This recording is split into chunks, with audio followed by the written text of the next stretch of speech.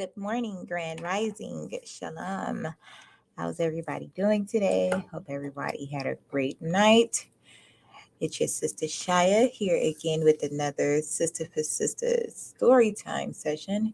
Still reading the book The Great Cosmic Mother, Rediscovering the Religion of the Earth by Monica Shu and Barbara Moore. Got cut off yesterday, but we shall continue. We left off on the American split.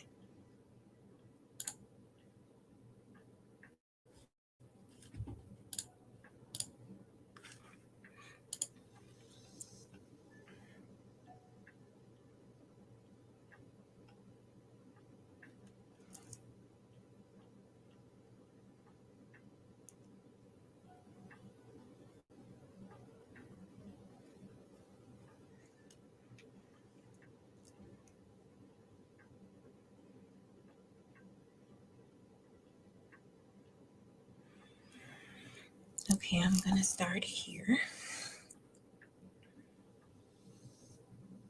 Yeah, we read this.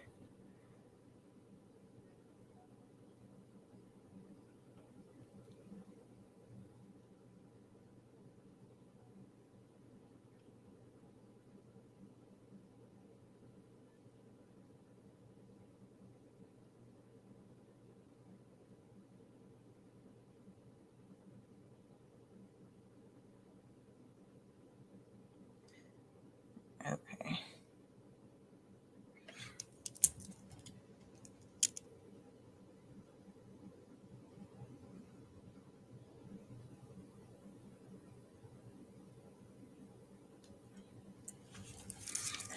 Okay.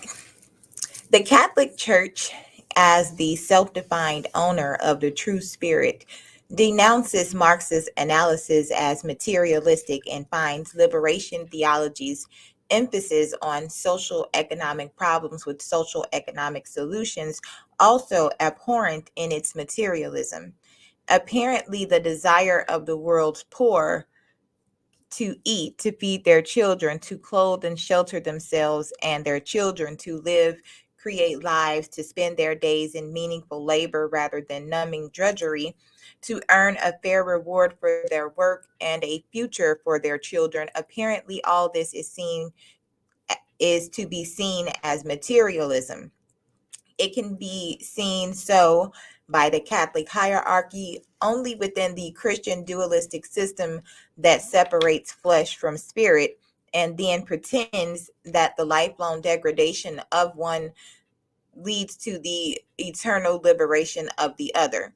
In fact, suffering can and does enlarge the human consciousness, but not within a dualistic or anti-holistic system. Within Christian civilization, the suffering of the poor, generation after generation, has served as little more than nervous titillation for the well off. The rich derive a complacent sense of continuous self justification by muttering, "The poor we have always with us," etc., and other selected phrases. Coming from the Vatican and the Catholic bishops of the wealthy German church, who have all spent most of their lives in a heady atmosphere of pearls, gold, velvet, and good wine, such a charge of materialism is stunning. If we wonder if any of these princes of the church have spent much time sweating, starving, or shaking with cold, the answer is probably not. Nor is it spirit that clothes their daily lives in perpetual luxury. Rather, they are liberally endowed with the accumulated material wealth of centuries. It isn't the poor people who need redemption, but the fabulously wealthy churches themselves. The only way the Christian institution can redeem itself, surely, is by helping the poor and the persecuted realize equity and justice. Half the world's Roman Catholics live in Latin America. That is a powerful force. Enormous changes could occur if the Catholic Church, led by the Vatican, removed its holy sanctions from the exploitive systems of the rich and denounced and renounced the ruling political, business, and military elites it has helped bring to power and maintain in power for over 450 years throughout Latin America. But the papal lip service won't make change happen. Total structural and ideological change is necessary. Liberation theology and the Church of the Poor are such real attempts at real change, and they are being called up to defend themselves before the grim persecutory shadow of the Inquisition. Can Christianity truly be revolutionary? Can it change its institutional ideological self and thus help change the world? What is Christianity? Insofar as it derives from both biblical testaments, it is a set of ontological principles or assumptions that must be confronted on an ontological level by anyone seeking a merger of the Christian religion and the genuine world change. These principles are: one, that the creator is separate from the creation, therefore does not participate continuously in the evolutionary process. Two, that the creator is pure spirit, mechanically dichotomized from a creation of impure matter. Three, that human beings have committed a primal sin or crime or of disobedience to the will of God. Four, that God has therefore condemned the entire human race to continuous suffering and punishment on an evil earth as expiation for this original crime of our parents in Eden. Five, that to be born, therefore, is to be born in sin, to be born through the mother who represents the original sin and inherent evil of flesh. That to survive in a world of sin, the male must dominate nature, while women, as embodiment of that nature and its vessel, must undergo domination. Seven, that the only way to be saved from this situation, from life on earth and life after death, both defined as hells ruled by the devil, is through submission to Jesus Christ, who is defined by his religion as the only time in the history of the universe that spirit ever entered into matter or incarnated. Eight, that these principles exist because the world is a mechanically structured dualism of God and devil, pure good versus pure evil, eternally at war with each other and eternally irreconcilable, in which human life is meaningful only insofar as it functions as a battlefield for these two forces.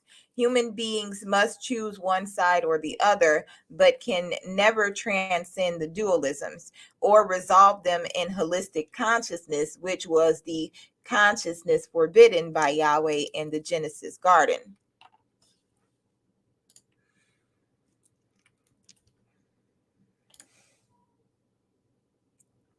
Since the ontological worldview embedded in these principles is seen by many of us as the cause of the problem, how can radical change occur via these same principles?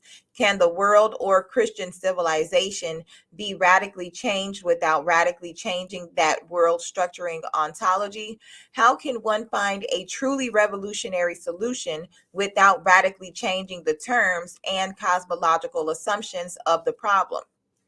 Mary Daly is one of the few people among feminists or contemporary thinkers in general who has wrestled with this situation at its ontological roots. She has done so as a feminist in her books Beyond God the Father, Gyne/Ecology, and Pure Lust. In Pure Lust, in a section entitled The Courage to Sin, she points out that sin derives from a Latin word meaning to be. To sin is to be. Sin comes from the Old English sin, S-Y-N-N, meaning to sin, with the root word being Old English s, to be. S, the root of being, is a basic Indo-European word root. Interestingly enough, in Hebrew, the word sin means the moon. To sin within the patriarchal religious context of Christianity is to risk being. Within that context, true being can only occur in the renegade spaces outside the established religion, utterly outside and beyond its terms. The Christian dream has already been written from beginning to end. It says that only one life was worth living, and it's already been lived, and it was his. The best believers can hope for is an imitation of Christ. Christianity promises to save the human soul, but in fact, Christianity exists by saving humans from the experience of our own souls. If we will forfeit our own mystical journeys through the world, if we will give up the dangerous adventure of discovering and creating our own consciousness in evolution, Christianity will give us in return a script about Jesus. And this is the only choice Christian ontology offers. One can spend one's life risking the sin of being, or one can submit and spend one's life following a dead script. The tragedy of Christianity is that it has kept untold millions of human beings from sinning or from knowing their own souls. For it is life that Christianity promises salvation from life directly experienced for the first time without the stale safeguards and blinders of a prefabricated script. Upon the machinery of sin and salvation, the whole Christian ontology rests. The figure of Christ that the church is based on is this machinery. Christ depends on human sin for his existence. One can say that sin is the food of the Christian church, and it cannot keep eating if it does not keep producing it, producing a definitive vision of life as sin, as experiential being we must be saved from. If the world has been hell under 2,000 years of Christianity, it can be said to have been so as the result of a self fulfilling prophecy. The Christian machine is not programmed for any other result. In Nicaragua and in any place touched by the energy of liberation theology, the popular belief is entire entre Cristianismo y revolution, no hay contradiction. Between true Christianity and people's revolution, there is no contradiction. But what is Christianity without the established Christian church built on traditional biblical Christian ontology? Che Guevara said, "At the risk of seeming ridiculous, let me say to you that the true revolutionary is guided by great feelings of love." This is the radical Christian vision also, the vision of Jesus as a social revolutionary.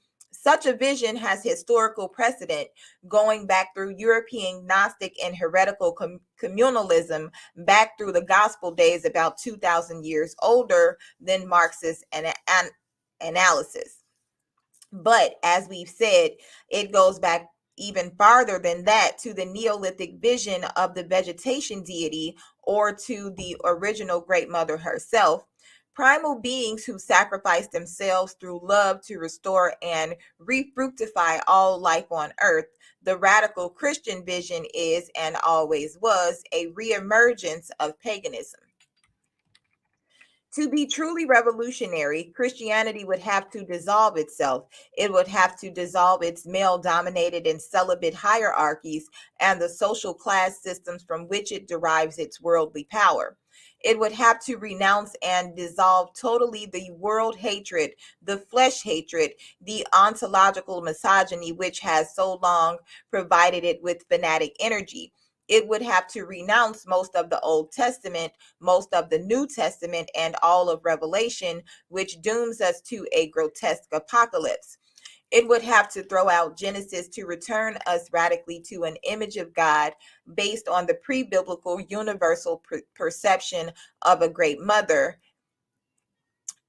both female and male in spirit and function, who wants us to enjoy ecstasy and to eat of the fruit of immortality.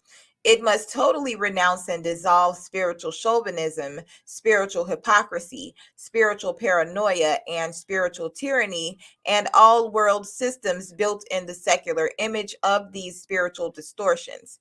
It would have to wholly renounce and dissolve all perceptions, systems, and functions deriving from the false historical idea that some people have a divine mandate to co opt, convert, genocidally destroy, or otherwise imperialize others. It would have to crucify itself in its own terms as expiation for all this guilt.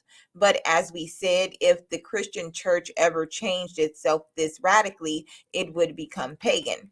To realize its most radical vision, Christianity can only reinvent paganism. So why not just simply be there? In North America, the rationalism of the founding fathers, the deistic rationalism of the Enlightenment, which wrote the U.S. Constitution and the Bill of Rights, has given us a large measure of spiritual freedom, of freedom to experiment, of freedom from cradle to grave conditioning and control by the dogmas of any particular church in collusion with the state. We all owe more to this rational freedom than we realize because it has worked. We take it for granted. We have no concept of what it is like to grow up under the conditions of state enforced religious tyranny.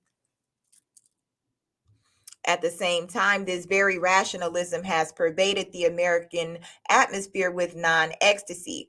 For generations, many people have felt they stood in a very dry, pragmatic wasteland, secular America, with no genuine tradition of spiritual celebration, of communal epiphany. Americans long for this more than they know. The ersatz results are orgies of patriotism and game fever at parades and in football stadiums, but never quite the real thing, at least not as a communal experience.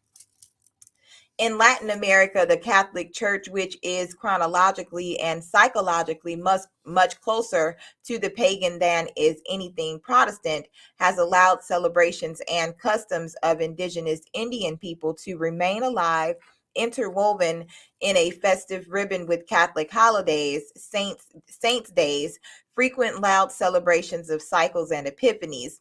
Latin America has this, which North America longs for in the secret places of what's left of its soul. But Latin America also bears the terrible burden of political and military dictatorships, partly at least established and maintained in power by almost 500 years of domination and status quo rationalized by one church. The death squads, the armies of terror and torture now running rampant through so many of this hemisphere's nations are in fact the leftover machinery of the Inquisition, never wholly dismantled in the Catholic tradition, and now re-oiled, updated, redesigned, and modernized by the imperialist interest of the new Roman Empire corporate America. The American split in raw terms is this: nominal freedom without real life ecstasy, or nominal epiphany without real life freedom. Such a split is always the result when life is fed into the patriarchal dualistic grinding machine, which churns out globs of white fat or pours runnels of blood, which turns out tasteless hamburger, or the red screams of the butchered, which grinds out always one disconnected fragment or another, but never the whole feast, never holism, never the living, gratified flesh of a true spiritual vision.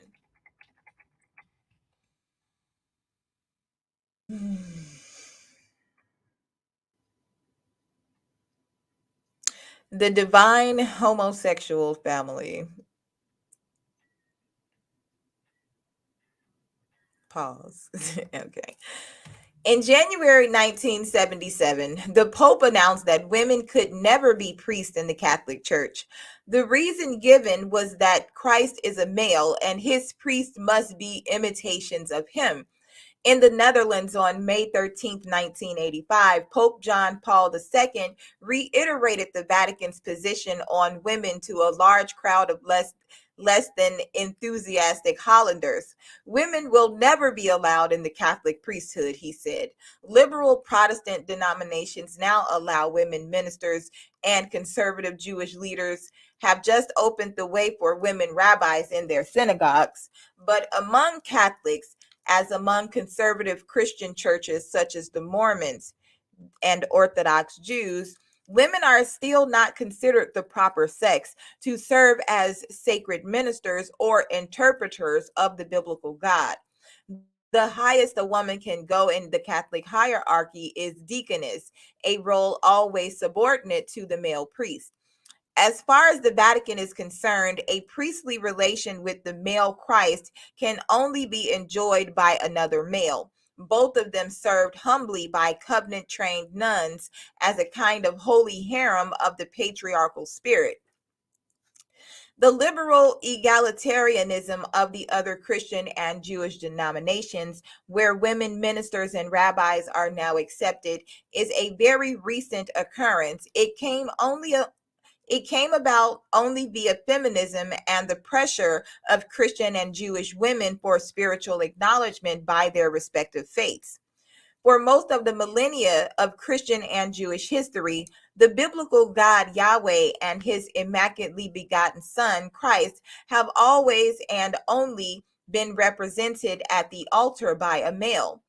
Quite often, these males have worn skirts, and always in all times, they have been the givers and upholders of dogmatic laws regarding women, laws telling women how to dress, how to move, how to breathe, how to relate to our bodies, how to reproduce, when to reproduce, how to have sexual activities, when to have sexual activities, how to relate to our menstrual periods and our childbirths and our afterbirths, how to bow our heads, cover our hair, keep our eyes modestly averted, how in general to be pliant and submissive and unquestioning handmaidens in the holy back halls, kitchens, and bedrooms of the Lord.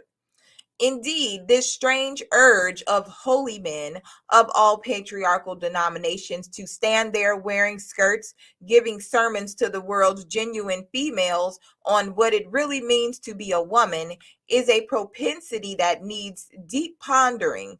Nonetheless, it has been the history of the male God religions. What needs deeper pondering by all of us is why women continue today to plead for egalitarian respect in reactionary churches that clearly, now and historically, have no interest in women as anything but followers and servants. The Catholic Church's male hierarchy does not need women priests and dismisses the very idea with celibate contempt. But the Catholic Church needs women. Wherever the church exists, it is millions and millions of female believers, low paid teaching nuns, volunteer women parishioners, catechized mothers catechizing their children who keep the Catholic Church alive. In all Christian churches, until very recently, this was the traditional case. Women's natural religious impulse and capacity has kept patriarchal churches in business for so long. The female gift for spirituality, into which, under patriarchy, we pour so much repressed sexual energy, is used and turned against us by the male hierarchies of the male God churches. They cleverly keep women on our knees, scrubbing and scrutinizing the sacred floor, while they, a few select princes of the churches, rise upward in lofty clouds of worldly power and luxury. Religious women think they are worshiping God. In truth, under patriarchal religion, women believers exist only to service and inflate the institutionally ordained egos of very mortal men. On October 7th, 1984, 24 American nuns were listed as signers of a public statement printed in the New York Times. The statement was headlined, "A diversity of opinions regarding abortion exists among committed Catholics." American nuns in the past few decades have been at the forefront of social action for change, in particular regarding women's rights to control our reproductive functions, a right supported by a majority of American Catholics, it would seem. American nuns have been frequently willing to oppose or challenge the Vatican and the conservative American Catholic hierarchy. Sisters of Mercy nuns, who direct the second largest hospital chain in the country, wanted to allow sterilization and tubal ligation in their hospitals, many of which are in isolated, tradition bound areas where women have no other birth control options. The Vatican and a conference of U.S. bishops forced the Sisters of Mercy, under threat of dismissal from their jobs, to sign statements disavowing all surgical methods of sterilization. The Catholic hierarchy, like all consciously patriarchal power institutions, very much needs to maintain control over female reproduction. They won't allow sterilization or birth control. They definitely oppose abortion. A large number of American and European Catholic lay people disagree with the Vatican on all these issues, and the American nuns have been heroically responsive to what they perceive as a desperate and legitimate need on the part of women to control the number of children we have. So the American nuns signed the New York Times paid statement, which at its most radical simply pointed out that even many Catholic theologians acknowledge that abortion can be a moral choice in specific circumstances. The statement was signed by many prominent Catholics, including 2 priests, in addition to the 24 nuns. How did the Vatican respond? It threatened to expel the nuns from their religious communities if they refused to recant.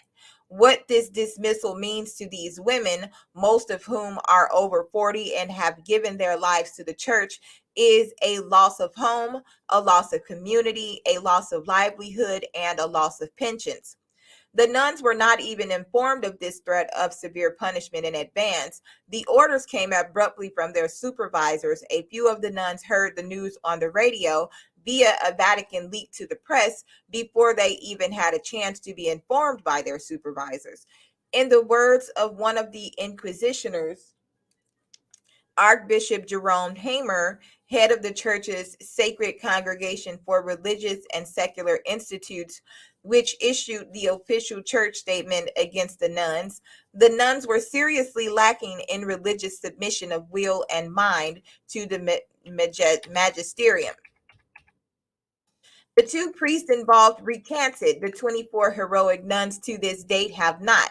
In the words of the theologian Rosemary R. Ruther, who was one of the statement signers, the conservative bishops and curia were enraged that nuns would sign such a statement, especially that celibate women were involved in an issue that shouldn't affect them. The curia can't stand the support of celibate women for women who have sex. The 24 nuns, in Ruther's opinion, are among the best and the brightest in the American church. Some have national reputations for their organizational work for Central America, women's and gay rights. Some hold PhDs from Yale, Harvard, and the University of Chicago. Some are theology teachers or authors of books on women's role in the church. They were zapped by the Catholic male hierarchy with no respect for their accomplishments, however. Something like an enraged husband kicking out a disobedient wife. Some of the nuns felt the Vatican's threats and mode of threatening constituted psychological rape. Under Vatican II, there was great liberation, not only in the relation between the church and the poor and in the area of social reform, but also in the customs and rules of the religious life within the church. Nuns and many priests came out socially, involving themselves passionately in radical issues, the anti-war movement, anti-nukes, Central America, women's rights. Nuns left their imprisoning habits and became strong crusaders for social justice. Under Pope John Paul II, the church hierarchy has been attempting to break and reverse this liberalizing direction, and in particular, to get the uppity nuns back under absolute conservative male control. The media has focused on the most obvious Vatican backlash against the nuns, the attempts to force them back into their religious habits, the long, thick costumes of constriction and submission. But this back to the habits movement is only symbolic of something deeper. All habits are. In Ruther's informed opinion, the Roman Catholic Curia is maneuvering back to the top down um, monarchical organization of pre-Vatican II days, in which all power and authority is at the top and all submission and obedience is at the bottom. In such a hierarchic scheme, the totally subordinate position of Catholic nuns is critical. In Ruther's words, they are at the bottom of the chain of command, but have the essential role of passing on commands to the laity as mothers to children. The burning question remains, why do women continue to give our gifts of spiritual devotion, of impassioned energy, of mental brightness, of profound social concern to male dominated and male defined religious institutions, which are based structurally and ideologically on a searing contempt and hatred for women? Why do women continue to give our physical endurance and biological endowment to patriarchal churches which exist ontologically and practically by attempting to dominate and control human female reproduction like a bunch of cattle breeders controlling the fertility of their cattle? What would happen today if all the millions of religiously active women on earth just walked out of their patriarchal churches, just left them flat? Better and braver and wiser to take our female blood energy and brain power and build our own church, within it making sacred our own experience of oneness within the mother, between each other, and within ourselves. After 2 or 3 millennia of serving a male godhead and male priesthoods in devotion and submission, could women ever take ourselves seriously enough to serve the sacredness of ourselves, of each other, of the earth, and its holy wild creatures? No study has been made of the effect of a male godhead on the intimate beliefs and experiences of women. Traditionally, nuns were seen as the virginal brides of Christ, serving a purely disembodied sex role in the Catholic Church. The nuns also functioned as glorified housewives, polishing the church silver, embroidering altar cloths and vestments, always the humble handmaidens and under the ultimate authority of father confessors and male priests, serving a male God and his son, a son who had said to his mother, "Woman, what do I have to do with thee?"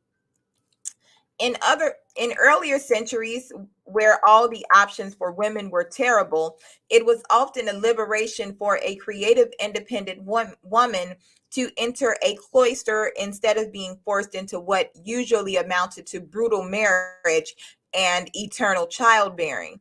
Many of the great women artists and poets of the Middle Ages and Renaissance were nuns, living in all women environments with freedom and time to think, read, write, and create.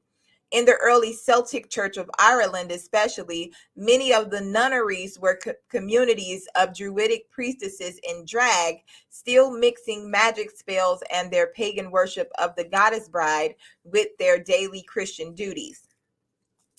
As Mallory told us in Mort the Author, Morgan Le Fay was not married, but put to school in a nunnery, where she became a great mistress of magic. Convent and coven are the same word after all. Doubtless the psychological influence of these witch nunneries contributed to the atmospheric survival of the goddess in Ireland. According to folklorist Lewis Spence, as late as 1850, the Irish folk still worshipped her, regardless of the Catholic priesthood. At the Well of St. Declan, Ardmore, County Waterford, masses of people assembled annually on December 22nd, crawled beneath a hollowed stone, and then drank of the well. It was surmounted by the image of a female figure, which is described as being like the pictures of Kali, the black goddess of Hindustan. The Catholic priests actually whipped the folk away from the spot, but to no purpose. As Kali and Kaliak are the same goddess, after all, The whips of the priest can never turn what was into what was not, nor can failure of memory. The Christian Trinity has been dubbed the divine homosexual family. It consists of the all loving Father, his immaculately conceived Son, and an all male priesthood who live in celibacy among Catholics and among all Christians, serve in some strange way as male brides to the Father Church. When Christians want to blame their religion for corruption and error, they usually refer to it as the Mother Church, making sure the Father and his Son are kept free of all blame for her material failures. Most modern Christians do not know, however, that well into the early Middle Ages, the Holy Ghost of the Trinity was seen as female by the people, another relic of goddess worship. A crime against the Holy Ghost is, in Christian doctrine, the only unforgivable sin. This continues the pagan matriarchal tradition that matricide is the crime without forgiveness. Mary, the only female now left on this divine scene, has nothing of the primal creatrix about her. She is a mere lowly mortal woman lifted up by Yahweh's divinely disembodied attention, impregnated by it, in fact, without ever seeing or touching the man, to produce a son for the Heavenly Father. Supposedly, Mary is impregnated by the Holy Spirit. This is interesting if we interpret this fertilizing ghost as the remnants of the Great Mother. The impregnation of Mary echoes all the classic patriarchal myths of mortal women being implanted by more or less force with the seed of the sun god. In all the other myths, however, there is fleshly contact between God and mortal, and something that could be called sex or rape. In the New Testament tale, there is no sex whatsoever, and it is to a divine absence that Mary acquiesces with vapid humility, an absence that uses her without even having to touch her. And Mary, in our eyes, does not even gain the simple strength of struggling or choosing. She has no identity except as passive acquiescence to an absence. And this is how Christ is conceived in both his physical conception and in our conceptions of him. It is all so fastidious, so non-textural, so cerebral and unreal, so bordering on the sexually pathological. In fact, the messy femaleness of Mary is dealt with by pretending it is not there. And this has been the fate of female sexuality under Christianity. It simply is not there.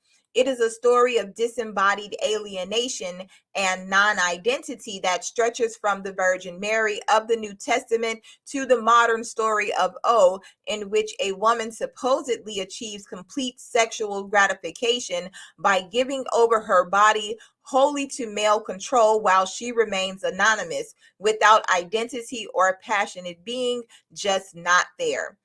O is the 20th century incarnation of Mary. In both an essentially anti-sexual cultural mind, deals with female sexuality by using it without encountering it. For this was how Jesus Christ was conceived, and thus it becomes a major, though distorted, mode of eroticism in Christian culture. The faceless O undergoes daily sexual self-sacrifice and mutilation on the altar of a phallic god, just as the archetype Mary undergoes lifelong sacrifice of active self, mutilation of her conscious identity on the altar of Yahweh in Christ. For both women, the whole purpose of existence is self obliteration through the body via the perpetual machine of sex or the perpetual machine of maternity. Mary and O are bookends enclosing the history of women's lives under patriarchal religion. In their stories, they act out an alienation that is personal, social, mythic, cosmic, and total. Mary foregoes sexual consciousness, sexual pleasure, physical prowess, economic and intellectual power, cosmic risk, the ontological and evolutionary adventure of creating one's identity, she gives up her whole range of natural and magic potential in order to become a good mother for her divine son. This is the beginning and end of her meaning as a human being, just as O's whole meaning is as a kind of sensational blob, a mass of flesh that exists to have things done to it. The biblical definition of a good woman is one who sacrifices herself completely to the needs and demands of others, particularly male others, while asking nothing for herself. This good woman is essentially the same whether she dwells with faceless humanity in the house of the Lord or with anonymous masochism in the private rooms of the sadist. Under patriarchal religion, maleness is made, invented, mass produced, while femaleness is unmade, de evolved, extincted.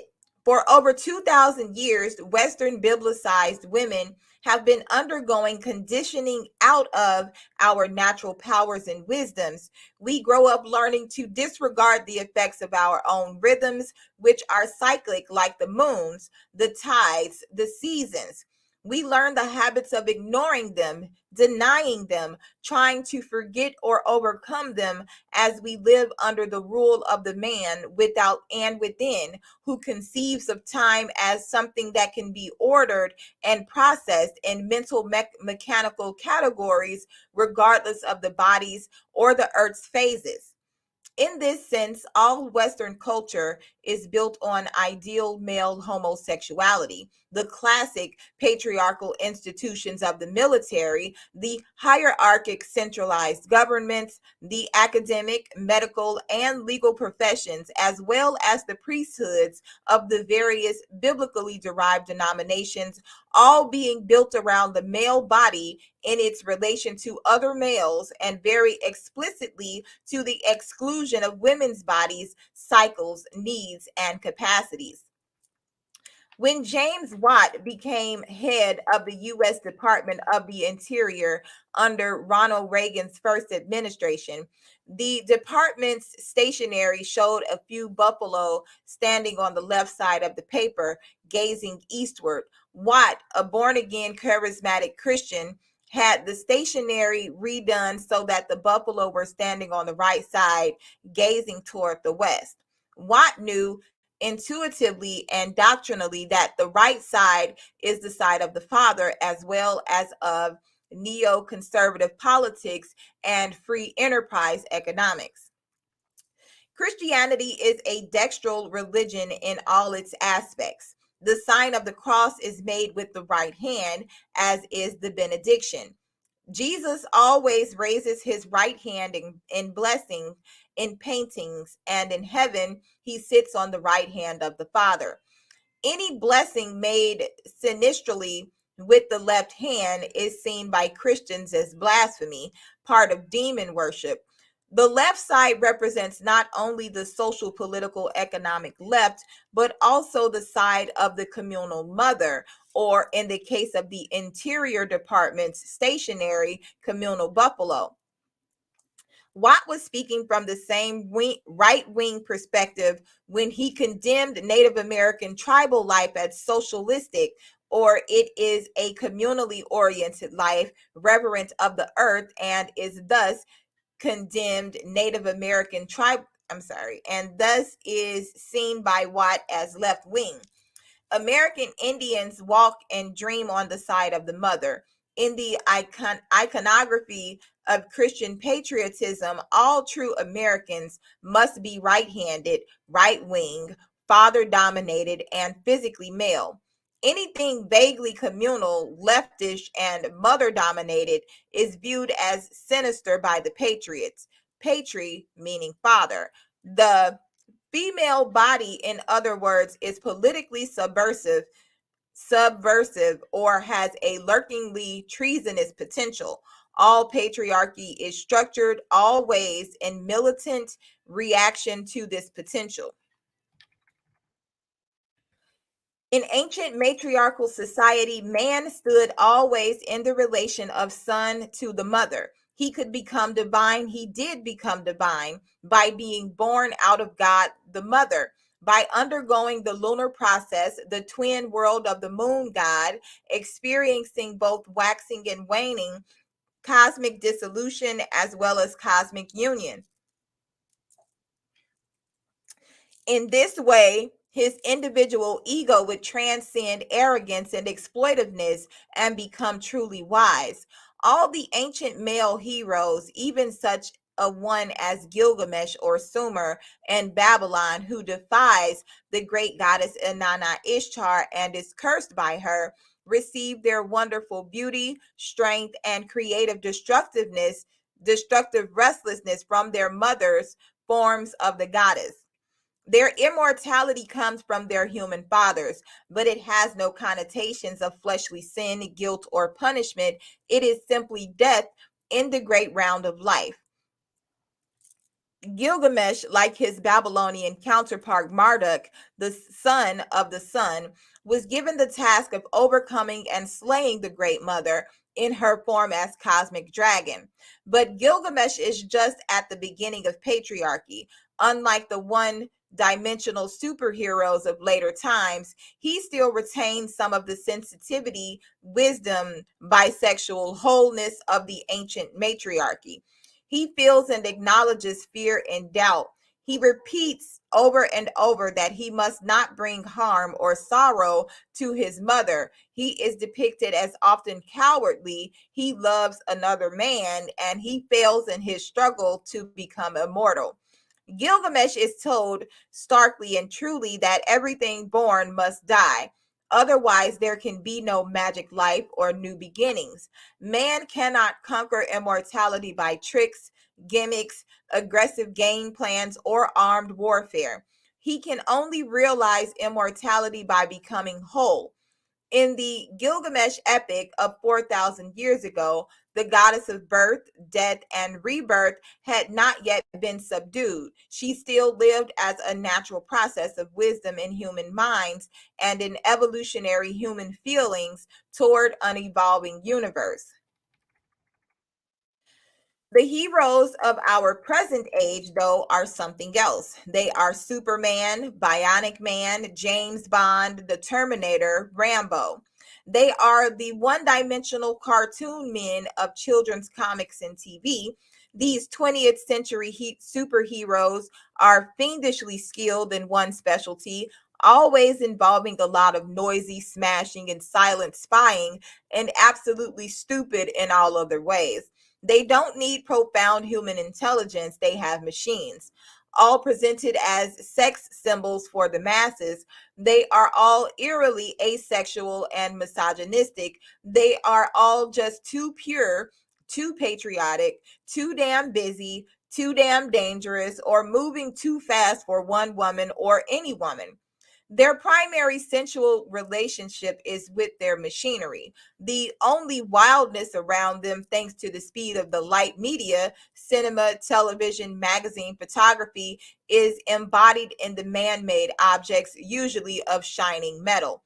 The magic swift gun, the magic swift car, the numinous technologies of spying, capture, and death, these are alive and wild.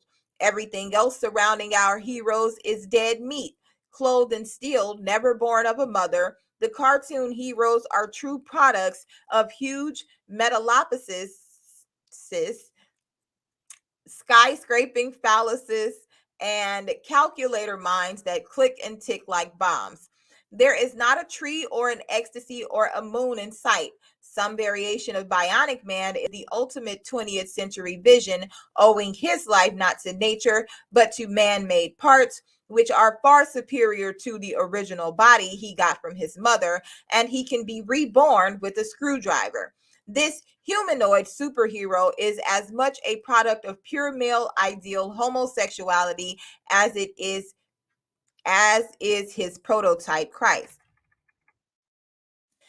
In Mary, especially within the Catholic Church, the goddess for the first time in history bows down to worship male gods as creators of life. The Christian religion, a transvesticism of the spirit, has from the beginning co opted female experience, taking the victory and raw energy out of it, leaving us only an insipid view of our female selves. Christianity distorts the natural birth process into a grotesque and unnatural story of birth through the male, who, twisted in this artificial creation, becomes a sadomasochistic symbol of arbitrary power and empty submission. For the whole thing centers around birth, the primeval mystery and terror and blood right in which women struggle alone to create and triumph within the vast unknown. Christianity for 2,000 years has gained its energy by co opting and distorting this experience, this fact, these symbols. For while maternal suffering is unconditional, since it is ontologically inevitable, the suffering Christ is blackmail, a wretched and manipulative appeasement to a cruel, manipulative, and jealous Father God. Mary is wife, mother, and child to the same male power figure. She is utterly meek, abject, passive. In her, the ancient power of the goddess is captured, chained, used, cannibalized, metaphysically cannibalized in T. Grace Atkinson's critical phrase, domesticated and tranquilized. It is no accident that Mary is portrayed as giving birth in tranquility and bliss as a reward for her asexuality and total submission, thus redeeming the crime of Eve, while Christ, her son, takes on the suffering and dramatic childbearing role of the mother. For he twists on the cross in labor to give birth to a redeemed human race. Pierced by a soldier's sword, blood and water pour from his body, exactly as from a woman in childbirth. The figure displayed on the crucifix in Catholic churches, particularly, is a male parody of the female experience of menstrual bleeding, of childbirth, of ontological physical suffering for the human race.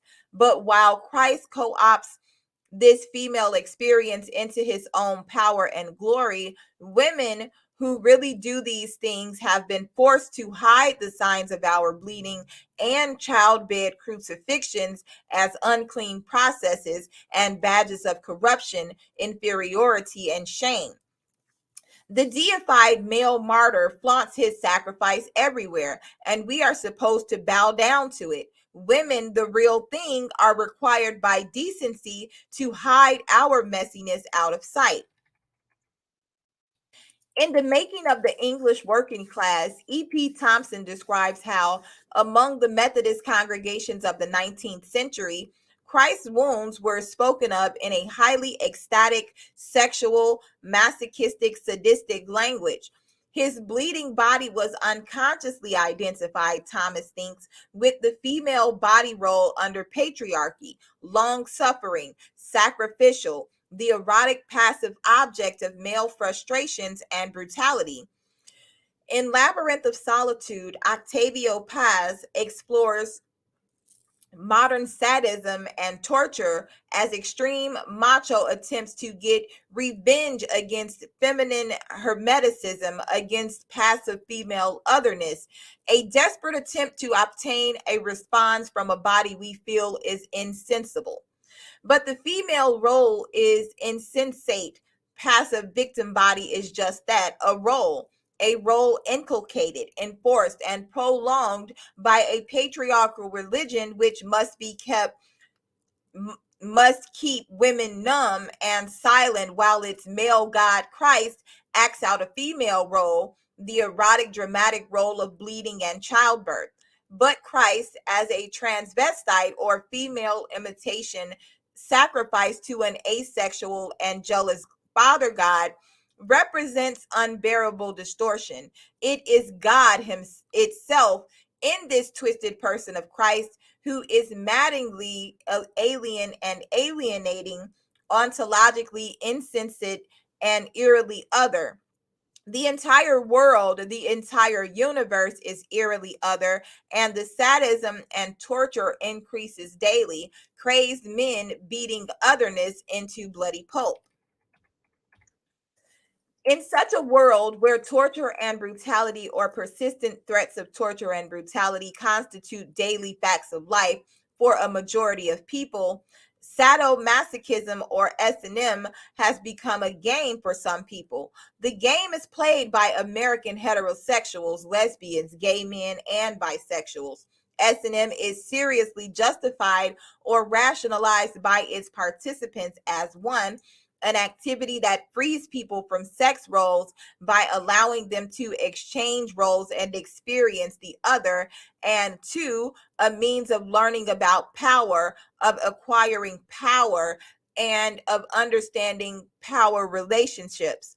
On the first count, S&M advocates assume wrongly, as many feminists have pointed out, that torturer and victim roles are somehow ontologically rather than culturally derived, and therefore by experiencing both roles and by exchanging them in role play, we can then learn something about our ontological selves, including our sexual selves as female and male.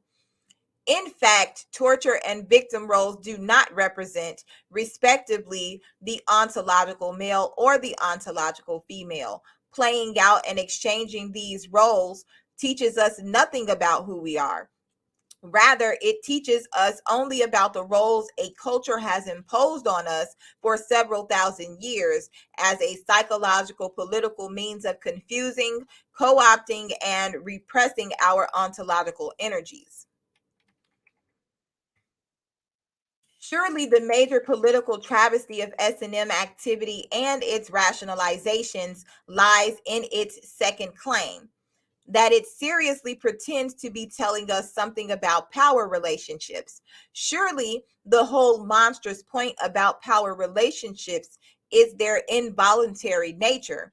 The torture victim does not volunteer for the torture experience, nor does the torturer agree to stop the procedure upon the request. Power is defined and determined solely by the fact that it can be inflicted by the will of one against the will of another. But S&M advocates insist their activities are based on mutual agreement, and that this mutual agreement can teach us something about power relationships. Such an argument trotters horribly on the edge of suggesting all torture is chosen and that all torturers are simply giving their victims the experience they really desire. The obscenity of S&M in a political context is that the game players can get up and walk away from the game of pain, while victims of real torture, of real power relationships, cannot get up and walk away. What we learn from one context, voluntary S&M, cannot in any way be transferred over to understand the other context of power relationships in the real world. S&M teaches us nothing about power. It teaches us only about certain forms of game playing behavior in the West, and especially about the increasing inability of many of us to tell the difference between game playing in the Western world and real life everywhere else.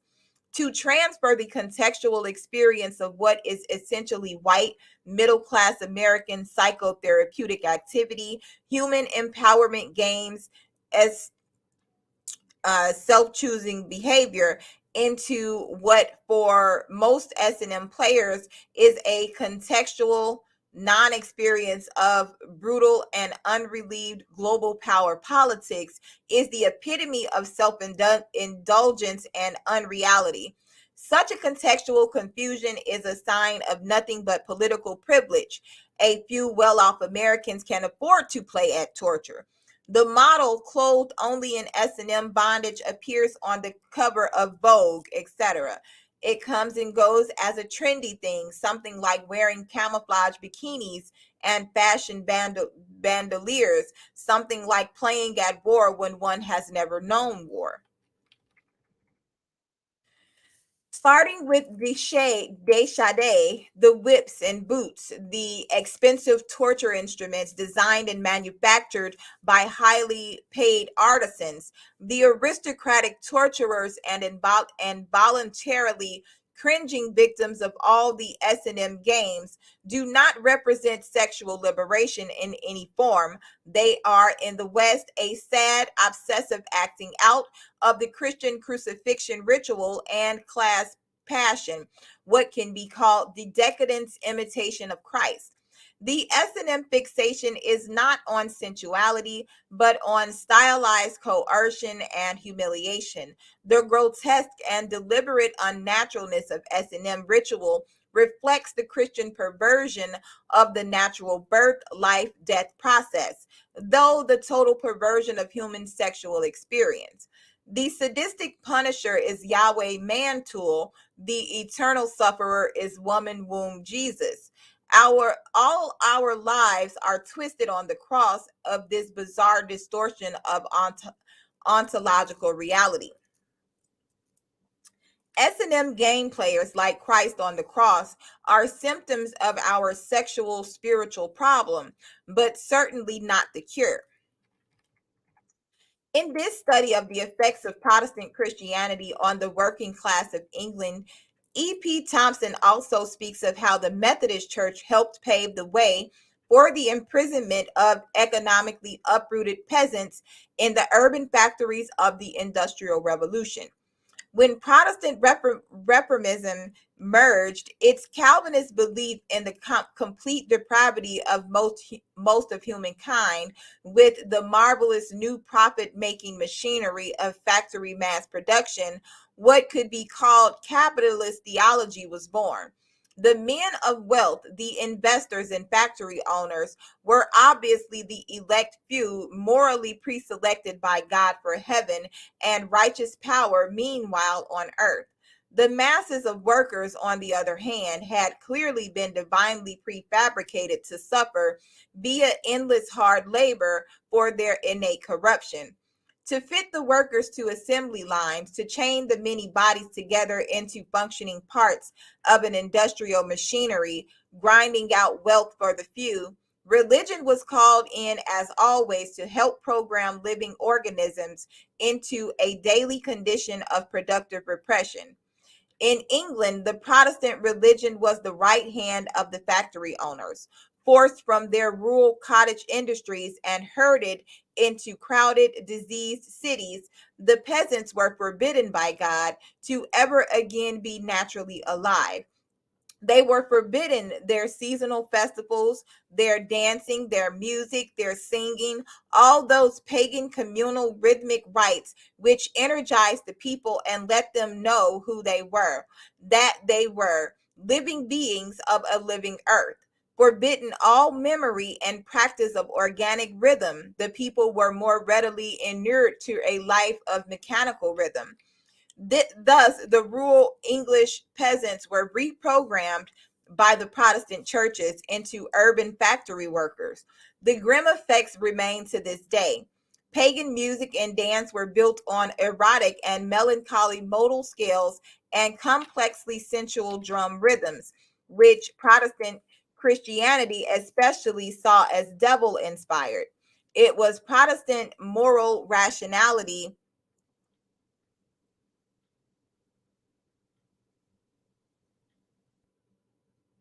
Just lost my spot. Okay. It was Protestant moral rationality that finally forced European music into the constricting framework of the major and minor scales and the tick-tock or marching rhythms of 2/4 and 4/4 time. Interestingly, modal scales and pagan rhythms have returned to public life via rock music, and if most young people on earth are now walking around with transistor radios plugged into their brains, it is because rock energy is the global drug of the people, a pagan resuscitation of the body in a disembodied antibody world. Christian fundamentalists of today, like their historic counterparts, hate rock's sound and lyrics and denounce it as immoral devil music. In fact, rock is pagan music, and its rhythms and lyrics express the memory of the blood. With its dismissal of the worship of Mary, the Protestant church got rid of the iconic mother altogether, and with her, all organic celebratory links to the earth and the body's rhythmic, ecstatic life. In her place, we have been given the machine. Okay, I'm going to take a quick break. I will be back. Stay tuned for the machine. Don't forget to like, share, and subscribe. Thanks for listening. Shalom.